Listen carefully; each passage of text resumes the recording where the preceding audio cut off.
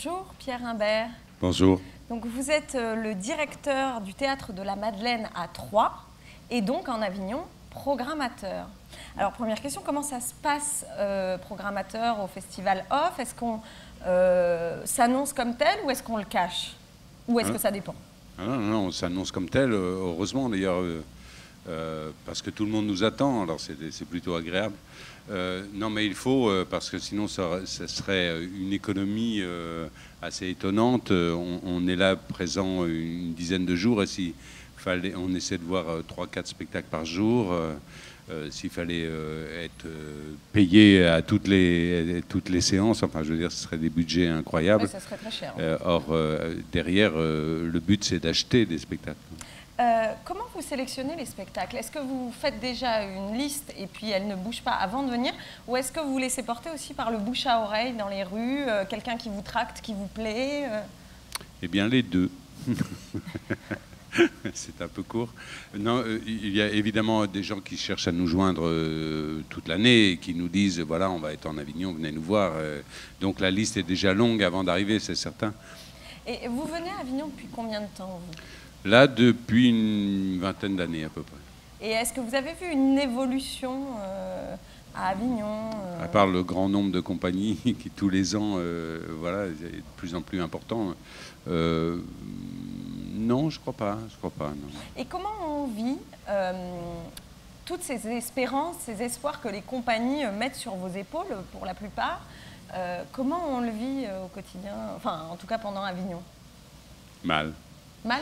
Oui, il y a une sorte d'injustice. Voilà, on ne pourra pas tout voir. Là, je n'avais pas regardé mes mails depuis hier. J'en avais 250 là en vous attendant. 250 mails. Évidemment que l'on va très vite aller regarder. Donc c'est totalement injuste. Il y a des tas de gens qu'on ne verra jamais, alors qu'ils sont peut-être fort intéressants. Et donc c'est un drôle de système où moi je suis pas tout à fait à l'aise avec ça, parce que je me dis que effectivement il y a une part d'injustice dans nos choix. Des gens repérés, on va avoir tendance à les voir, et ceux qu'on ne connaît pas, voilà, glisser sur le mail. Voilà, c'est pas bien, c'est injuste, c'est donc mal. Ouais. Il y a quand même de belles aventures. Vous oui. recevez combien à peu près de spectacles par an que vous avez vus en Avignon? Sur une programmation d'une quarantaine de spectacles pour une centaine de représentations, il y a toujours au moins 3-4 spectacles qui viennent d'Avignon, donc c'est pas mal. Ouais. J'en vois en 10 jours entre 30 et 40, et j'en prends 3 ou 4, voilà, c'est pas mal. C'est pas mal. Vous auriez un spectacle à nous recommander? Parce qu'une recommandation de programmateur, des fois, ça vaut la peine. Ah bon? Si, j'ai vu 2 choses, 3, qui m'ont beaucoup plu.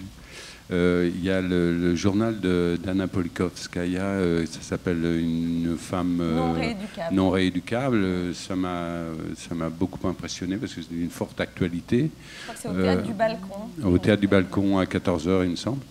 J'ai vu L'Ami des Belges, qui est à 10h10, qui est un spectacle très drôle, d'une pièce de Jean-Marie Piem avec un comédien formidable.